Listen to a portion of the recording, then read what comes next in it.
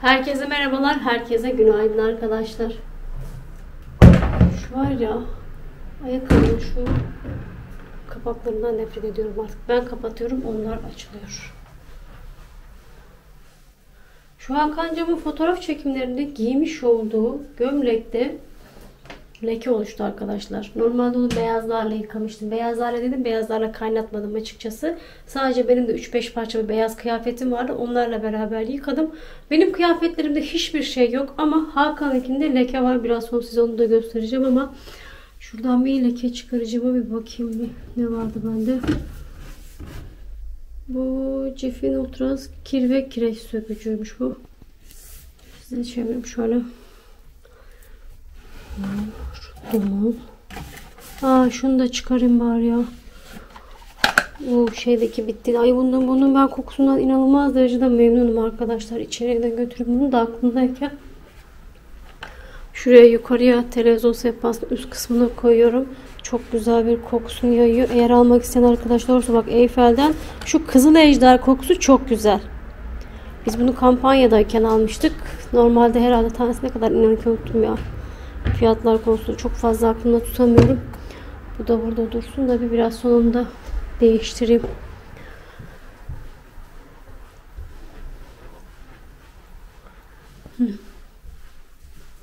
Leke çıkarıcı.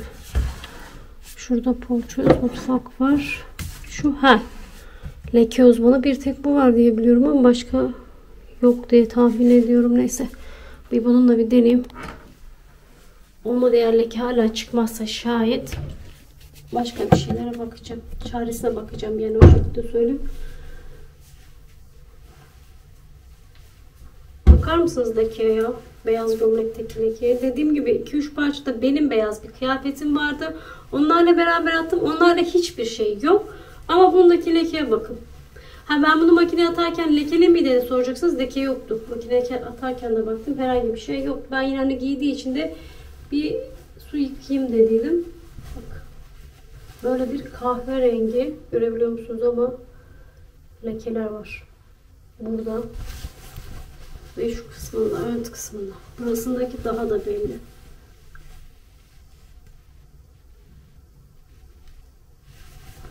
İnşallah şu leke uzmanı, Cif'in leke uzmanı çıkartır. Şöyle. Üzerine bir sıkacağım, biraz bir bekleteceğim. Ondan sonra makineye atacağım. Ya makineye atacağım ya da elimde yıkayacağım. Koskoca makinede ufacık gömlek içinde çalışır mı çalışmaz. Atacak başka bir beyaz kıyafetim de yok. Beraberinde çalıştırın diye de bakayım bir.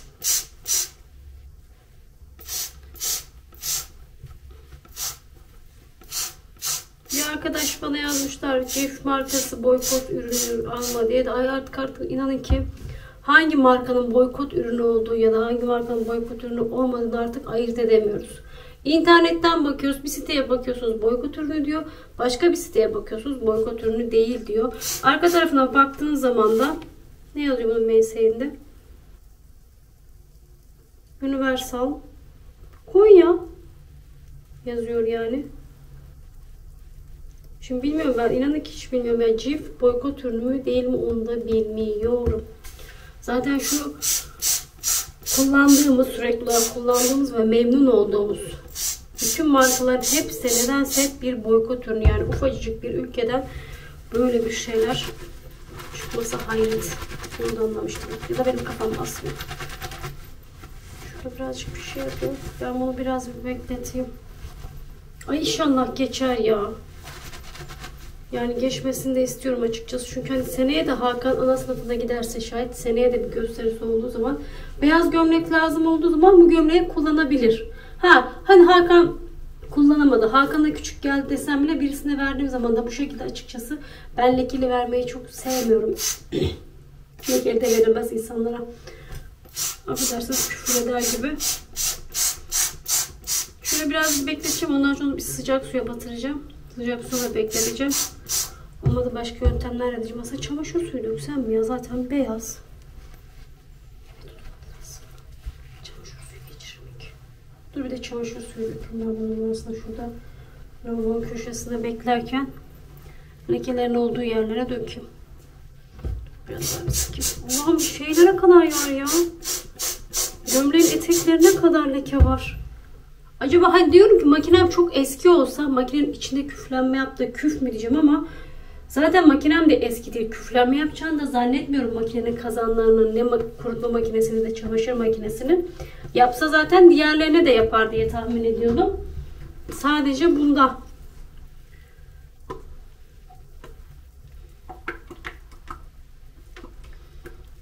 Şöyle. Beklesin bakalım şöyle 1-2 saat.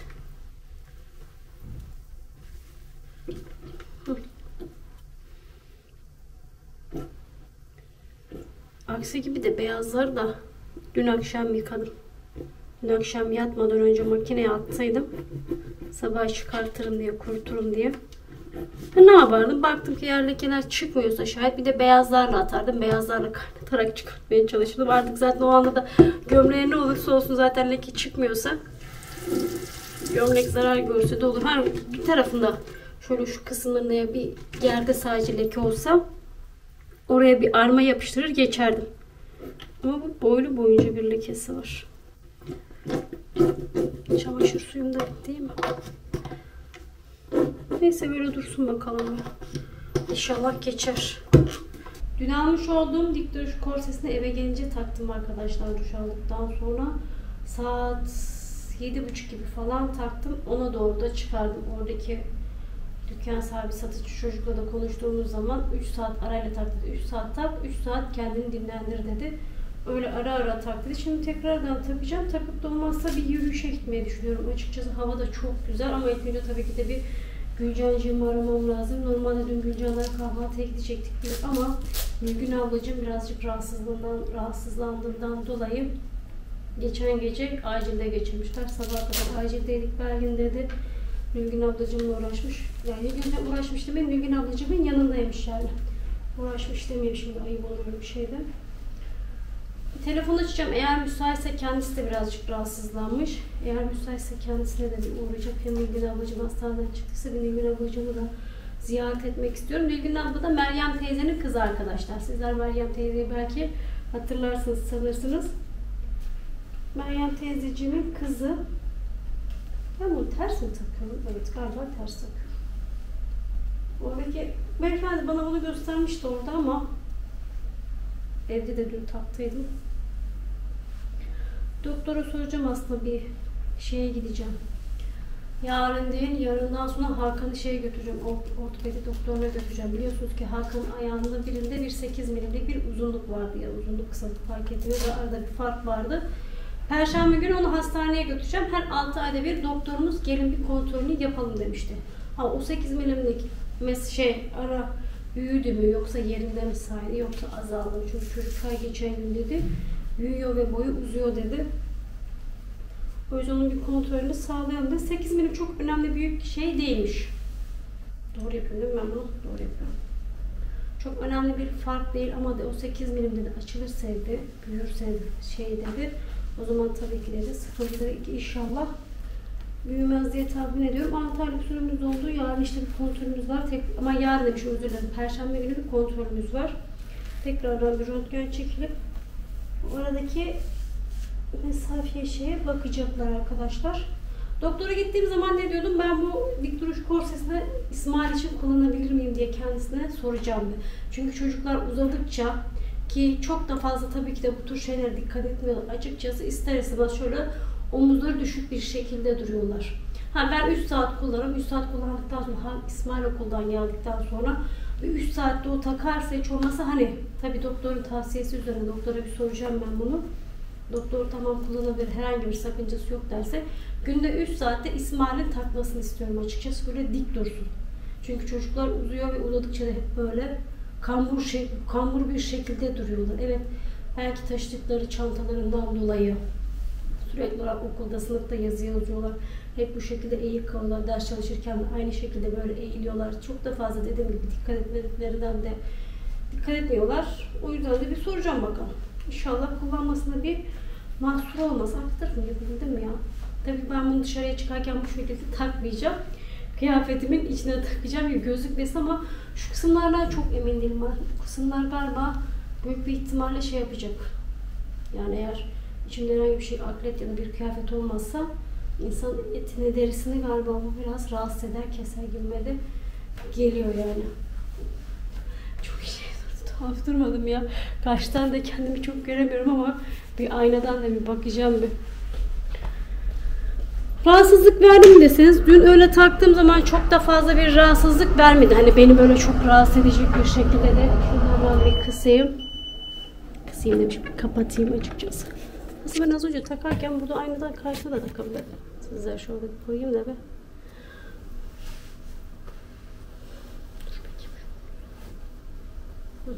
Şu an ben öyle bir çok bir rahatsızlık ya da beni rahatsız edecek derece değildi. Normal bir şekilde akşam evimde oturdum. Çocuklarımın karnını doyurdum. İşlerimi hallettim. Çok da iyiydi yani, herhangi bir şey yapmadım. Ama dediğim gibi şuralar keserse keser. Evet kesecek çünkü bu lastikler şey değil. Bir deneyeceğim bakalım. Şimdi dışarıya çıkarken takacağım. Kıyafetimin altına giyeceğim. Yani baktım ki eğer kesiyor, olmasa evde. Günde 3 saat artık 4 saat evde kaldığım süre boyunca bunu takacağım ki Nihal ablacığımla da az önce kahve içmeye indiğim zaman o da çelik korsesini taktı. Evde olduğu süre boyunca özellikle de iş yaparken mutlaka tak Belgin dedi. O iyi olur dedi. İyi ya. Bakalım. Bir an içim var ya, kapıyı açıp da şemsiyeyi karşımda görünce birisi var zannettim karşımda. Bu korse kesti. Kollarımı gerçekten çok kötü bir şekilde kesti. Bu direkt teninize temas etmemesi gerekiyor. O lastikleri berbat. Erdoğan abinin oraya borcam. Bayağıdan beri zaten de gitmiyordum. Ödeme de yapmam gerekiyor zaten kendisine. Gidemediydim, vaktim olmadı. Anahtarı arıyorum bak. Anahtarı kapının arkasına bıraktım da çıkıyorum. Kapıyı da çekeceğim ondan sonra. Yedek anahtarım Nihal ablacığım da var ama tabii ki de kapının arkası anahtar olunca o yedek anahtar da çok fazla işe yaramıyor.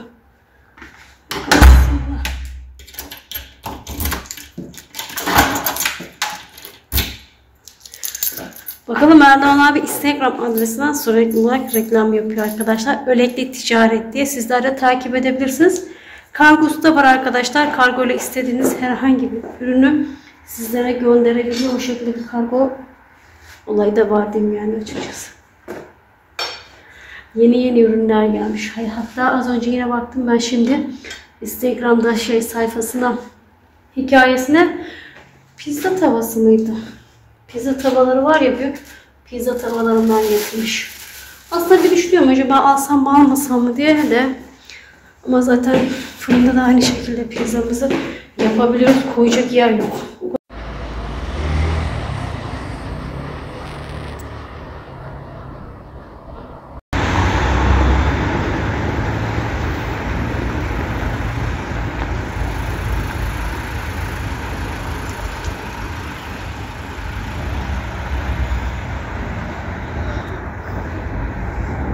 Ay şu battaniyenin rengi ne kadar güzel.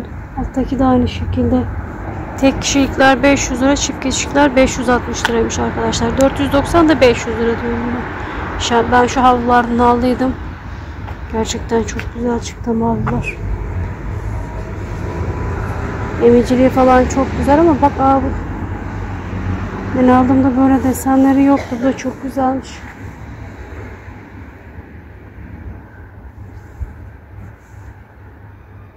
Erdoğan abicim hiç durmuyor. Sürekli olarak hep yeni ürünler, çeşit ürünler getirtiyor.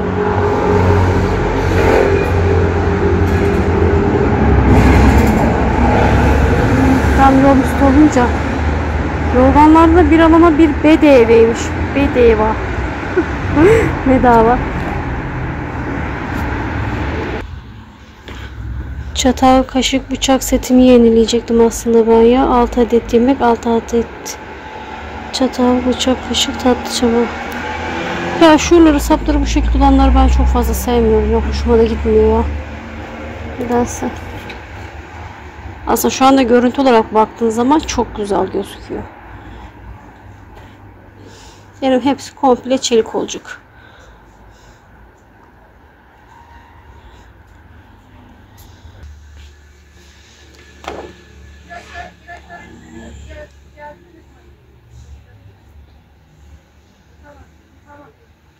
Nasıl bir nevresim takımı be?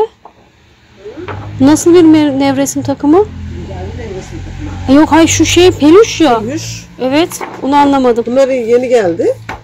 Hem battaniye hem biliyorsun hem de yatak örtüsü gibi bunlar. Bir de turuncusu var.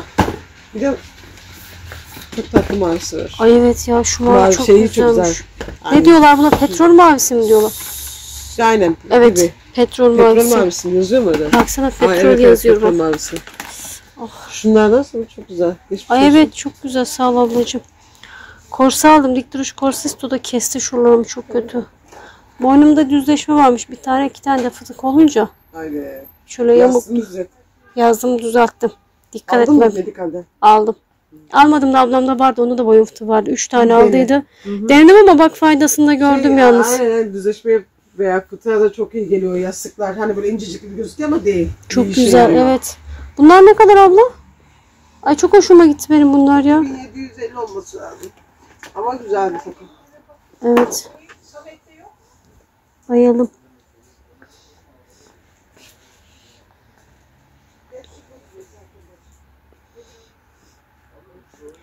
Ay çok güzel battaniyeler getirmiş yine ya. İnsan bunları gördükçe alası var sürekli olarak ama bazen takımlar nerede ya? Netleştirelim. Yani içirmişim ölçüyormuşum. O da ölçüyor öyle unutup geliyormuş. Bazen takımları bunlarmış arkadaşlar. Getireceğim demişti Erdoğan abi. Getirmiş ama hepsi de birbirinden güzel desenleri ya.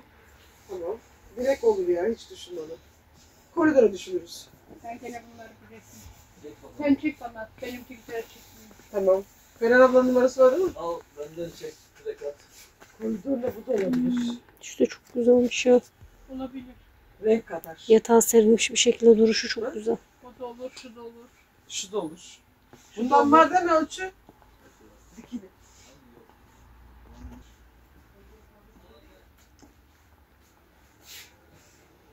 Evet şu aralar Instagram'da hikayesinde paylaştığı ürün bu arkadaşlar.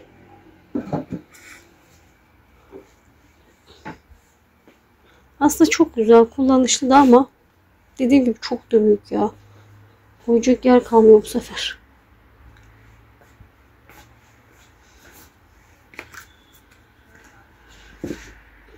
Çanta mı satıyorlar ya? Ben de acaba içinde bir şey var mı diye bakıyorum ama var mı? Yok. Ya da bir ürünün çantası mı diye bakıyorum. Dolan. Ha kepekli galeta. Ben Galatasaraylıyım. Mesela benim evimde hep böyle şey vardı. Böyle bir borcam gibi bir şey var. Böyle uzun dikdörtgen. İşte bir evim o zamanları vardı uzunları. Benim orada hep böyle kepekli. İşte tam buğdaylı bu şeyim vardır galeta. Böyle hafif böyle azıcık gibi işte benim adam bekleyeceğim bir saat vardır. Onu bir tane atarım ağzından. Aynen. Tokluk hissi de yapıyor. Böyle bir şey al kızım. Yani bunlar zararlı. Bunu ikiye atıyoruz sonra çay içiyoruz. Yatak kaça Dediğim çıkıyor? kadar Nescafe içiyorsun. İstediği kadar çay içsin. Çayın içine bulansa o abur cubur kesmediği sürece yine kilo veremez. Ondan sonra dediği gibi düşüp bayılır. Evet. Bu Yani böyle o abi, anlık 26.500 yaşadı. lira. Biz hastaneye gidene kadar bitti. Yaşı da küçük. Tansiyon normale döndü, kalp normale döndü falan filan. Kaç yaşında? Ama bu Ben 20 yaşında kurban kadar oluyor. Oo, daha işte çok genç Yok aslında. 20 yaşında bile bayağı kilolu. Kilo. Ben gördüm. Kiloluydu yani. Belki Sen ben- boğazını tutamadın sürece kızım istesin sana. Sen mide ameliyatı da olsan, zayıflamak için mide ameliyatı, sen gene zayıflayamazsın. Tabii canım. Benim müşterilerim var. Onu ilaç Boğazlarını tutamıyorlar mide Yürüyerek ameliyatından. ver madem. Onu diyorum ya spor yapsın. Boğazını Aynen. tutsun. Bir şeyler yapsın. Sebze yesin. Hı. Meyve yesin dersin. Diyorum sabah burada ineceğine mesela Kepez'de oturuyorsun. Burada ineceğine Marka Antalya'da in. Yürü. 15-20 dakika. 10 dakika evinden fedakarlık yap. Yürüsen o sabahın şeyle çok iyi olur. Sabah kalkıyorsun 7'sinde uyanılmaz. Kahvaltı yapıyorsun buraya geliyorsun. Simit yiyorsun Burada da yiyor. falan filan işte yani. Ya bir de 20 yaşında daha çok genç aslında çok güzel de kilo verir. Çok rahat. Çok rahat kilo verir. Hani Yani bizler kilonun veremeyiz vermenin ama daha bir 5 yılı var. Alıp verebileceği bir yaşta. 5 Evet. yıl sonra bitti. 25-30 yaşından sonra veremiyorsun. Kalıyor. Yağ dönüşüyor. Kalıyor tabak oluyor yani. Ben verdim valla. ay bir de yanlış ama gencecik kız 2 gün sonra evlendiği zaman doğum yapsa iyice kalacak Tabii. onun kiloları. Laşkalaşı.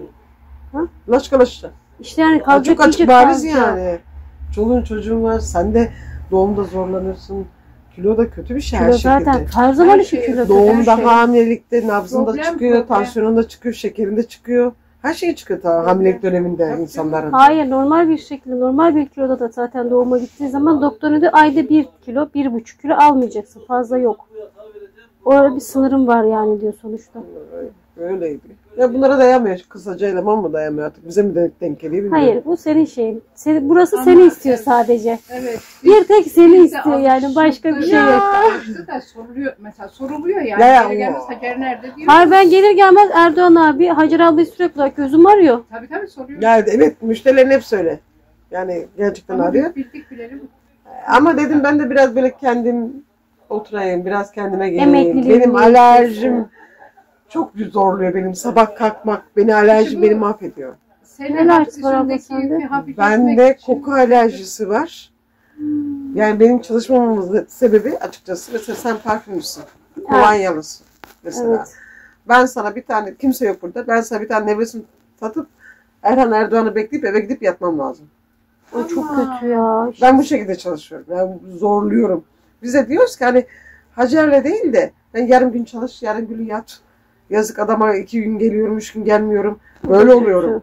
Tabii. Kokuya alerji de yok. Bir işveren için de kötü bir şey. İşveren zaten. için ben zaten Tabii. sıkıntım. Ben açık ve net dedim Erdoğan abi, ben senin bir işine yaramıyorum. Haftada 3 gün çalışıp da 4 gün yatan elemana niye veriyorum para? Aynen Bak doğru. çok bariz kendim eleman gibi konuşmuyorum. Direkt konuşuyorum yani. Çünkü ben rahatsızım. Sen parfüm değilsin ama karşıdaki parfüm. Tabii canım, herkes sıkıyor şu anda. Herkes Artık sıkıyor. sıkma yani. Pandemi- Ben bile, çocuklar da bile. Pandemide ben de böyle hep komadaydım neredeyse. Pandemide her gelen pıs pıs. Ha, Her gelen evet. pıs pıs. Ya kolonya ya da dezenfektan sürekli olarak herkes Kolonya var ya, kolonya benim anamı ağlatıyor. Ben var ya gidiyorum. Şu an rahatsız olduğumu düşün. 1 diyelim saat. 5'e kadar belki 3-4 defa duşa girmem lazım. Buhar yapmam lazım. O burnumu bir toparlamam lazım. Ay, Hacer Elim abla, yüzüm şişiyor.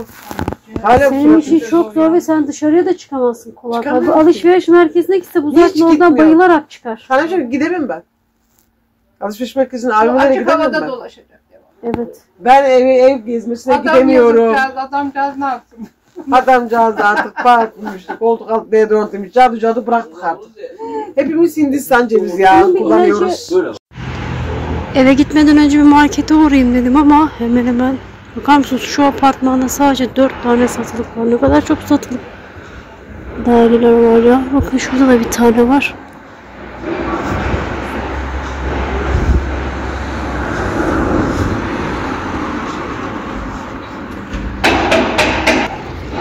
Ama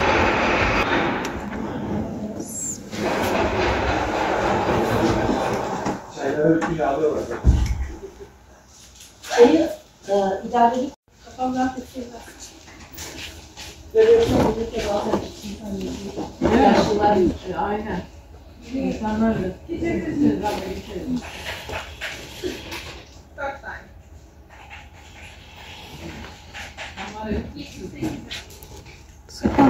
Arabanın buharılar sayede odanın içindeki havanın kurumasını engeller. Bu sayede havadaki nem ve iddiasını tutmuş olur.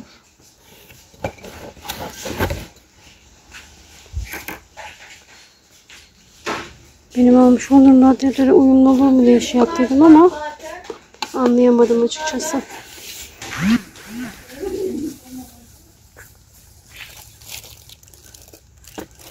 Şu şefin ürünleri de çok güzel ya. Kek kalıpları falan aslında çok güzel olmuş bak. Minik küçük güzel, aslında daha güzel. Bir ölçü yaptığınız zaman böyle 2 kalıba döktüğünüz zaman çok da iyi olabilir aslında.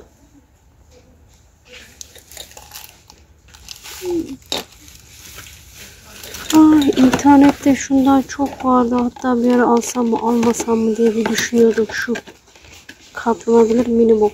Ne kadarmış bu?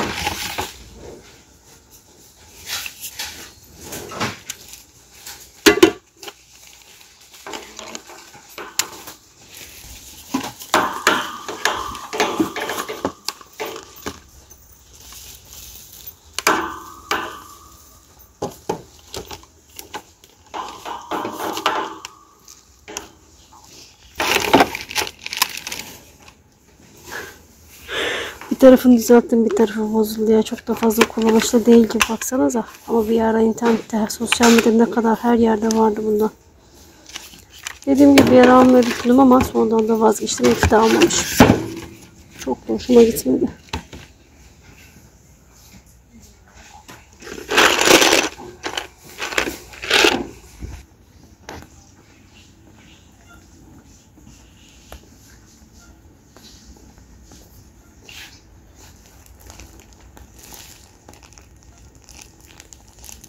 Her BİM'de farklı farklı renkler var herhalde ya. Ben bu rengi ilk defa gördüm. Diğer iki BİM'de görmediydim bak.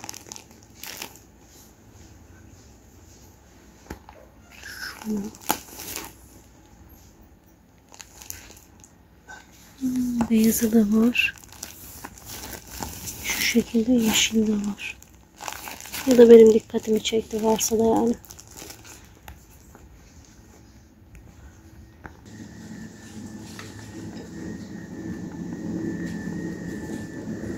Buradaki BİM benim daha çok hoşuma gidiyor arkadaşlar. Hem düzenli hem de böyle bir şey yok. Koku falan yok. Bazen marketlerde, bu tür marketlerde inanılmaz bir ağır koku oluyor ya.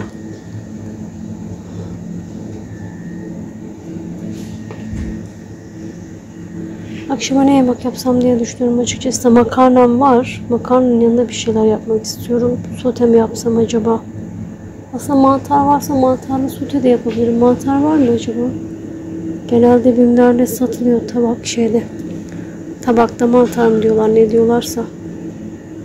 Ha evet, şurada.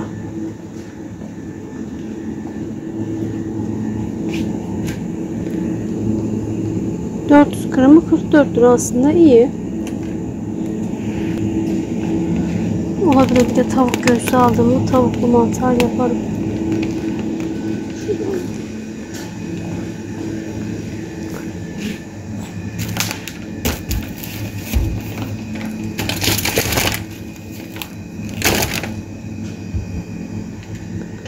Bonfilenin kilosu 210 TL'ymiş. Piliç parmak bonfilenin kilosu da 195 liraymış. Şu 195 lira kilosu. Bu da 210 TL'ymiş.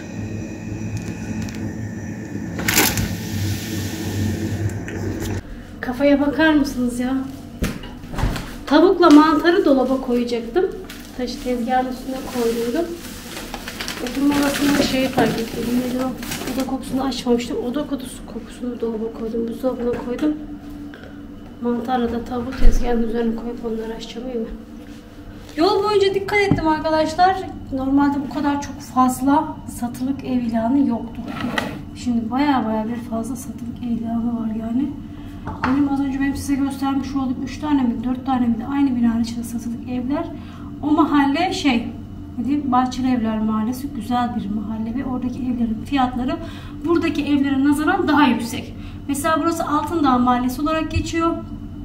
Bizim karşı caddemizde Altındağ Mahallesi ama burası deniz tarafı olduğundan dolayı deniz tarafı Altındağ falan diyorlar herhalde. Buradaki evler mesela 3 liraysa, yani 140 metrekare ya da 140-130 metrekare 3 artı bir evler Bursa 3000 liraysa ya da 4000 liraysa oldu 6-7 bin lira. Öyle bir fiyat farkı oynuyor. Sadece ortadaki bir cadde. Şu ne diyeyim ben sizlere, belki bilenler bilir. Cevahir'in evinin önündeki cadde. Karşıya atladığınız zaman Bahçeli Evler diye geçiyor. Orada fiyatlar hemen hemen 2 katını falan evler buluyor yani. Dediğim gibi orada 3 tane mi 4 tane mi ayrı binada satılık ev vardı. Acaba Suriyelilerin memleketlerine göçlerinden dolayı mı böyle bir şey oldu diyeceğim ama oradan da herhalde evleri yoktur diye tahmin ediyorum. Çünkü oradan ev almak kolay değil. Ha boş. Zengin de buraya geldi. Orada Halis de buraya geldi. Geçinmekte zorlananları da zaten hepsi buraya geldi. Gelmedi değil ama şunu açsam mı acaba diyorum ya. Ben şuradaki şeyini tam olarak açmadım. Aslında burayı ben kesiyorum bıçakla. Çubuklarımı da oraya tutuyorum. Oraya dişi yerleştiriyorum. Ay normalde var ya, BİM'e gitmeden önce yürüyüşe gidecektim ama şu korse beni mahvetti. Şuralarımı berbat bir şekilde kesmiş. Kesinlikle ve kesinlikle bu tene değmeyecek. İçinize bir şeyler giymemiz gerekiyor yani. Açılıyor mu be? Galiba açılıyor. Bakayım.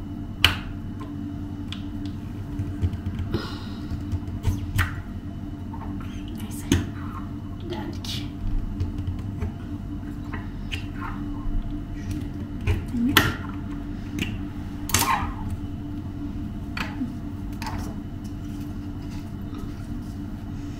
Bayılıyorum bunun kokusuna. Çok güzel kokuyor.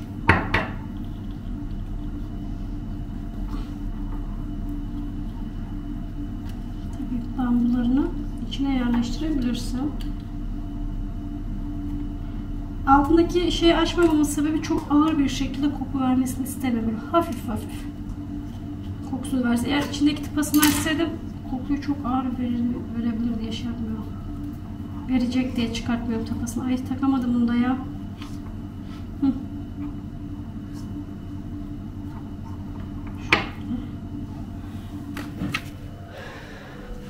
Ay çok kötü olmuş kollarım var ya, berbat.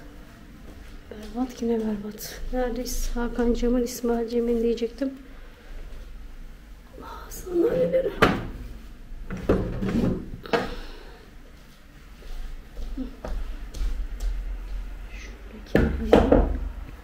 Bir alayım size, şöyle bir koyayım.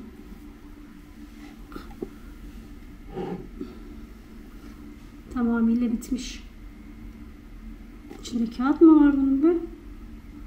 Bunun içinde bir tane bir kağıt var ama hani bir yerden düşecek desem düşecek herhangi bir yeri de yok. Bir bakayım içindeki neymiş, kağıt gibi bir şey var da.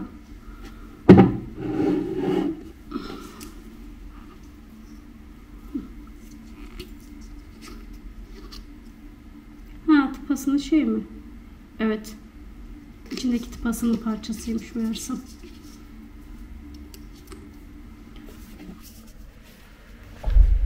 Evden çıkmadan önce Hakan'ın gömleğine baktım. Hafif hafif böyle lekeler geçmeye başlamış. Elimi şöyle birazcık bir çitileyim dedim ama lekeler herhangi bir şekilde kaybolma şey olmadı. Tamamıyla geçme olmadığından dolayı da ben de çıkarken makine yattım arkadaşlar.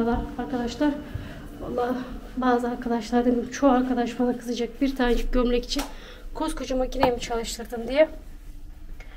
Evet, çalıştırdım. Ama kısa programda çalıştırdım. Öyle uzun programda çalıştırmadım tabii ki de. Şöyle bakayım mı? Şöyle ışıkta bakayım ya. Burası da sarı ışık olunca ışığımızı da kapatalım hemen. Sizleri de var ya evin içinde bu şekilde gezdirip görüyorum, iyi mi? Bir bakayım birazcık şey. Aferin. Düşme de. Geçmiş. Çok sevindim geçtiğine, inanın ki. Eğer geçmeseydi, lekeler kalsaydı üzülürdüm. Bakar mısınız? Tertemiz olmuş. Ya çamaşır suyunun etkisiyle ya da o leke çıkarıcıyla belki de ikisi beraber. Burada ne var ya? Lastiğe birazcık şey var. Tüy gibi bir şey var. Evet, aldım. Ya dediğim gibi belki Hakan bunu seneye giyemeyecek. Hakan'a belki bu seneye küçük gelecek ama birine verdiğim zaman ben temiz vermeyi seviyorum arkadaşlar. Sağında solunda böyle çok lekesi olmasını açıkçası istemiyorum ve sevmiyorum da. Evet ya, iyi oldu. Kaç yaş bu? 5-6 yaş. 5-6 yaş. 5-6 yaş demişim. Şey demişim. Neyse, bunu ben var ya direkt böyle hemen askıya asayım. Askıdayken kurumaya bıraktığım zaman sizleri düzelteyim. Askıdayken bu şekilde kuruttuğum zaman hiç olmazsa ütüleme derdi olmuyor. Mesela kurutma makinesinden çamaşırları hemen çıkardığım zaman, hiç bekletmediğim zaman ütüleme derdi çok fazla olmuyor arkadaşlar. O yüzden kurutma makinesinden çıkar çıkmaz bütün çamaşırları hemen yerlerine asıyorum. Askılarını asıyorum yani.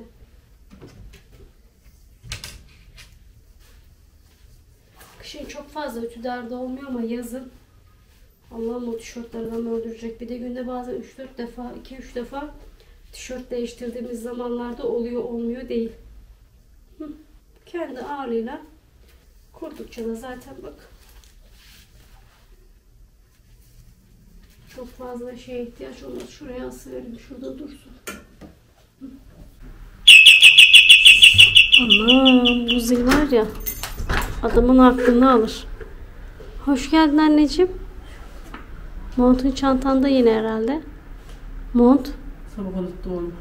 Sabah mont giymedin mi İsmail? Bak sana dün sabah da söyledim değil mi İsmail, şu montunu giymeden şu evden çıkma. Bak laf bezlerin şişiyor diyorsun anneciğim. Unutuyorum ama. Unutulur mu ya İsmail, sabah Ayaz anneciğim, bunu nasıl unutabiliyorsun? Unutmuyorsun da unutmak işine mi geliyor artık, seni anlamadım ben de. Hı? Çok acıyım. Niye, ne oldu? Ayağım ağrıyor. Neden? Neden vardı? He, fazla koşturdun herhalde. Duş alacak mı? Duşunu aldıktan sonra bana yardım eder misin? Ne yapacağız? Ya İsmail, aslında var ya blenderdan geçirecektim de blenderdan geçirmek de istemiyorum açıkçası. Limonları sıkmam lazım. Ben şu koluma çok fazla yüklendiğim zaman ağrı yapıyor ya. Beraber olmazsa oturduğumuz yerden ha. Yapalım mı? Yardım eder misin? Yardım ederim. Tamam, o zaman sen duşunu al. Duşunu aldıktan sonra beraber sıkıverim hadi annem limonları.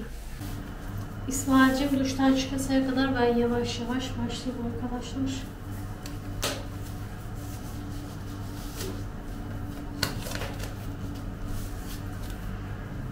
Bu sefer şu şekilde minik yine pet şişelere koyacağım. O buzluktaki buzdolabı poşetleri, buz poşetleri mi diyorlar ona, ne diyorlar tam olarak bilmiyorum ama o poşetleri koyacağım. Zaten almayı da unuttum. Şunlardan zaten. Bunlar da güzel oluyor. Yarım litre değil de bunlar kaçlık? 33'lük. Bunlar da şimdi sularımı ne yapayım? Kettle'a. Ha. Şu oda boşaltayım.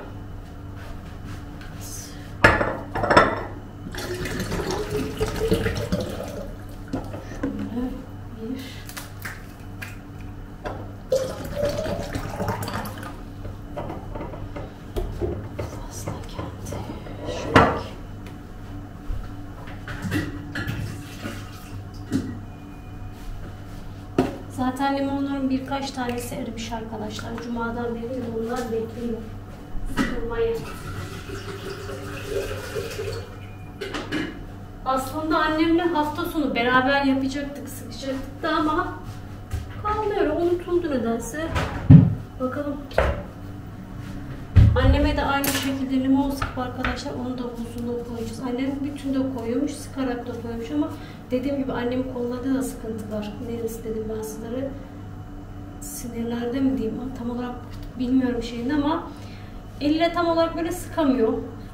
Tam olarak kuvvetini de kullanamıyor. Bazen elleri de boşa çıkabiliyor. Onun tam şeyini yapamıyor tabii ki de. O yüzden anneme de inşallah limonlarını sıkıp buzluğa koyacağız. Nerede benim şey?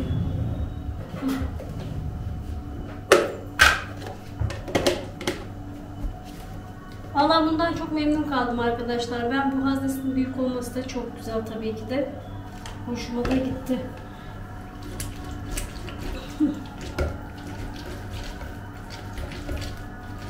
Limonların da zaten yumuşak olması sıkmada çok büyük bir kolaylık.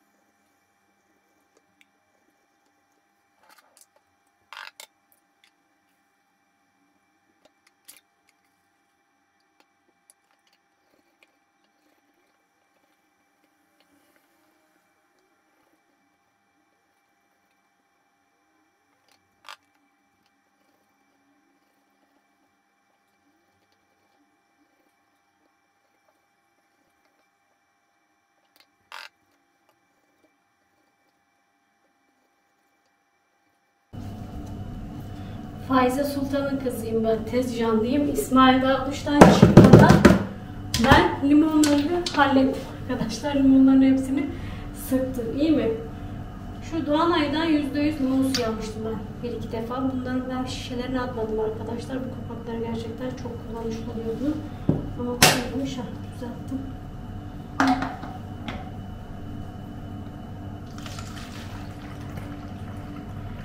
İsmail'cim daha duştan çıkmadı. Duştan çıkacak. Namazını kılacak. Hoppa. Anca ondan sonra ona yardım edecekti. Neyse ben de bitirdim mi bitirdim. Aslında gözümde büyüttüğüm kadar yokmuş. Hemen 5 dakikada, tamam 5 dakika demeyeyim de 5 dakika tabii ki de geçmiştir. Kısa sürede sıktım. Benim tek derdim, her zaman için söylüyorum, bazı şeyleri çok fazla tekrar ediyorum ama kusura bakmayın, kolumdan dolayı ben. Kollarıma ne kadar çok yüklenirsem benim için o kadar kötü ve kollarım ağrıyor arkadaşlar.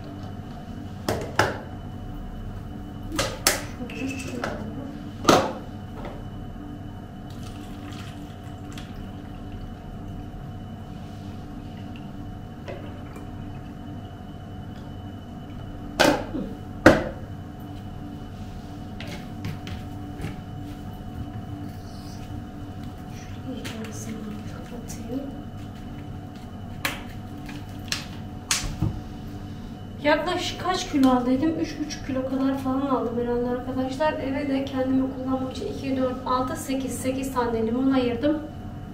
Geri kalan hepsini sıktım. Çıkan limon sularım bunlar.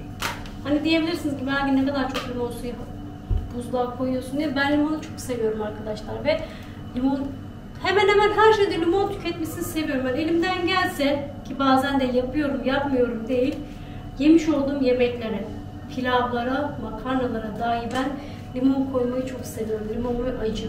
Limon ve acı hastasıyım. Allah, bismillah, şimdi bir yıkayayım dışlarını. Çıkan limon sularım bunlar. Bir de şu 2 tane şeyim var. Dediğim Doğanay'ın küçük minik şişeleri var. Aslında şu küçük minik şişelerden satılsa, şunlardan, bu eridiği zaman bunun ağız kısmı çok güzel. Olmazsa zaten ben bu şişeleri tekrar atmayacağım. İlk önce bunları kullanacağım. Bunlar eridiği zaman bu şişeye aktaracağım ki bu daha pratik ya. Daha rahat. Televizyon ekranımızın görüntüsüne bakar mısınız arkadaşlar? Ne kadar iç açıcı, ne kadar iç açıcı. Bu televizyon ekranlarını tablo gibi çeviren şeyler var YouTube'dan. Sizler biliyor musunuz ama ben geçenlerde bir denedim. Aslında hoşuma da gitti, gitmedi değil. Orada buz gibi odada çalışacağına kadar gelsene. Burası buz gibi. Klimayı açtım ben. Isınır biraz sonra. Yeni nesil ders çalışma yöntemi arkadaşlar. Telefondan video seyrederek çalışıyor. Ekranımız da çok iç açıcı İsmail. Neydi bu? Walking Dead. Hadi bu Walking Dead. Kaç sezon bu? 10. sezonda ben yeniden başladım. 8. sezondaydım. Bayağıdan beri izlemiyordum. Önemli olayları unuttum, yeniden başladım. 11 sezon tekrardan mı seyredeceksin? Hayır, 8. sezondaydım ben. Tamam ama 8 sezon tekrar yeniden mi seyredeceksin? Hı. Ha bak, İsmail ekranı, televizyon ekranı çeviren yok mu programlar? Hı. Ha bak yeni yılda varmış. Oraya da bakıyoruz, buraya da bakıyoruz. Şöyle bir sesini kısalım. Ne kadar güzel. Dur sizlerle göstereyim tabii ki de. Bunu yapan arkadaşlar çoktur. Bu ne zamandan beri olan bir şey. Ne diyeyim ben sizlere. Ama ben hiç daha önceden hiç yapmadım, ilk defa. Böyle bir şeydir ama aslında çok da güzel duruyor. Bakar mısınız? Çok da şık. Değişecek mi acaba fotoğraf? Ona da bir bakacağım.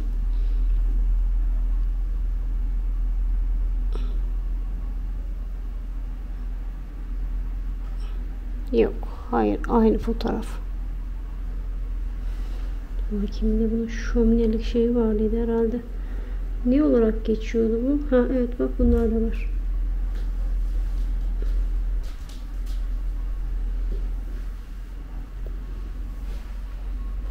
Nasıl İsmail? Standart güzel yani. Standart güzel. Hı. Senin cevaplarına hastayım zaten ben ya. Bu da mı aynı? Bu da hep aynıymış. Ha şu şömineler güzel. Ay kedinin güzelliğine bak. Ama bunun çerçevesi yok ya. Dur bakayım, şömine vardı şurada bir tane. Çerçevesiz daha iyi. Çerçeveli de bir. Helal helal. Çerçeve var burada bak. Nerede var çerçeve? Burada. Tebrik ederim seni. Dur bakayım, az önceki hoşuma gittiydi benim. Ha şu. Normal şeyde de var ya. Neydi? Normal televizyonda. Plus TV şeyde de. Tamam, biz nereden yapıyoruz? YouTube'da değil ya. Şeyde. Normal televizyonda kanallarda var mı kanal? Var. Şömine Plus. Şömine Plus mı? Bizde var mı ondan? Evet. Bak ya. İsmail o bulanıklaştırıyormuş. Öyle diyor arkadaşlar. Ama dur bakayım bir de. Aslında şu anda çok bir bulanıklık yok. Herhalde daha önce taktığım zaman büyük bir ihtimalle şeydi. Toz falan varsa, kir varsa. Bunu buraya bak. Burası da mıknatıslı. Bu da mıknatıslı. Neyle? Mıknatıs. Mıknatıs. Mıknatıs. Mıknatıs. Mıknatıs. Evet, mıknatıs. Bravo. Şömine Plus nerede var be? Bizde var mı ondan? Aç bakayım bir. Dur, şeyi değiştir ama ilk önce. HDMI'mizin isimlerine bakabilir miyim bir? Bak bunları Hakan yaptı bak.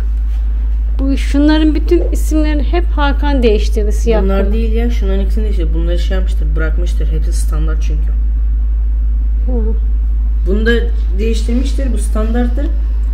CX, Hayır canım, CX değil İsmail. HDMI 1, 2, 3, 4 diye yazıyor anneciğim. O tamam, onu geç. Şu mesela bak. Bunda HDMI 3 diye yazıyor. Evet. İşte ama değiştirmiş şeyini. İsmini yine. Ve hepsini aynı yapmış ona bakarsanız. Birden sıfıra 1, 2, 3, 4, 5 diye sıralamış. 300 eminim neredeydi ya? Ha 300. Şömine Plus. Bak. Senelerden beridir hep bu şeyi kullanıyoruz. Yani ne diyeyim ben size, Turkcell TV Plus'ı kullanıyoruz. Ben böyle bir kanal olduğunu bilmiyordum. Başka kanalı var mı böyle? Ne var bunda şey? Böyle yoktu ya. Bu sadece Hele. Şömine var bunun sadece. Şeyi aç. Sesini aç bakayım. Bir sesi var mı diye bakacaktım. Çok Şömine sesi. Aç bakayım biraz daha sesini. Aslında sesi de güzel İsmail. Dinlendirici sanki şey. Evet. Klima ile ısınıyoruz ama şey, odunla ısınmış şeyi veriyor. 3-4 gün falan aralıksız açarsan ısınırsın. Televizyonu hiç kapatmadan 3-4 gün boyunca çalıştırırsak televizyon ısısı da verecek. O da aynı şömine etkisi yaratacak diyorsun yani. Bence çok mantıklı İsmail'cim. Saat kaç oldu bu arada? Saat 5.30. Ben yavaş yavaş gideyim, Hakan alıp geleyim.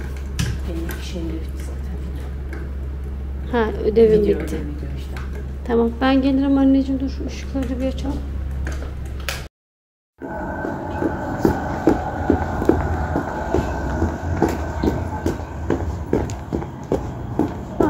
Giydin mi eldivenlerini? Hakan'cığım, akşam oldu, hava soğudu, bak ezan okunuyor. Eve gidiyoruz, hayır. Bırak artık. Neyi bırakayım ben? Bırak artık. Neyi bırakayım anneciğim? Çıkacak mısın kaldırıma? Hadi çık.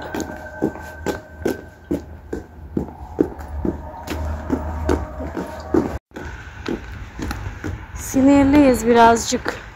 Değil mi Hakan? Evet. Az önce kreşten çıkarken arkadaşlar beraber çıktılar kapıdan. Konuşmuşlar. Parka gideceklermiş. Kreşin parkına gideceklermiş ama arkadaşımın annesi de aynı şekilde geç oldu. Hava karardı. Evleri dağılalım dediler. Havalar biraz ısındıktan sonra kreşin parkında tabii ki de vakit geçirebilirler ki kreşten çıktıktan sonra zaten çocuklar hava iyiyken efendim ne diyordum, havalar iyiyken, ılıkken çocuklar kreşin parkında vakit geçiriyorlardı ama bu soğuk havalarda da zaten durulacak gibi değil. Bak eldivenlerini giydim bak. Bak üşüyorsun diye eldivenlerini de giymişsin, çıkmışsın, gördün mü? Hayır, üşümüyorum. Üşümüyor musun? Ama ben üşüyorum. Üşümüyorum. Ama ben üşüyorum. Ben üşümüyorum. Tabii canım, sen üşümüyorsan sıkıntı yok zaten. Ben üşümüyorum. Yaprakların güzelliğine bakar mısınız ya? Ne yok? Yok.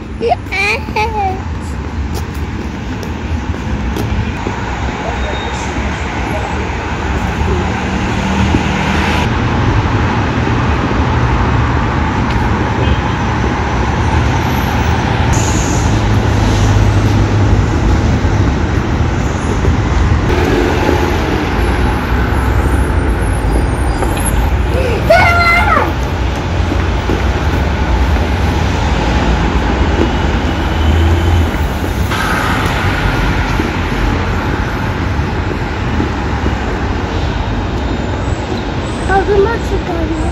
Kaldırıma mı çıkayım? Evet. Tamam. Evet.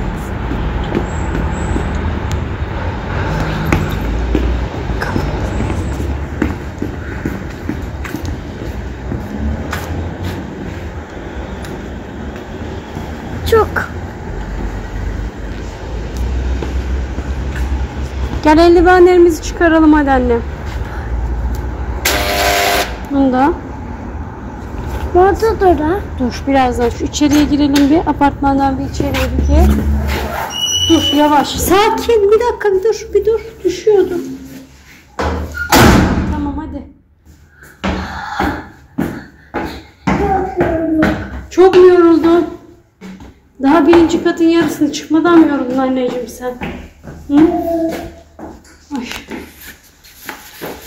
Evet arkadaşlar biz de artık sizlerle yavaş yavaş yazınızı isteyelim. Vedalaşalım. Bir güzel günümüzün daha sonuna geldik. Umarım severek ve beğenerek izlediğiniz bir video olmuştur. Bak hızlandım. Bir sonraki videomuzda görüşmek üzere. Hakan ne diyoruz? Sağlıklı kalın, mutlu kalın. Hoşça kalın.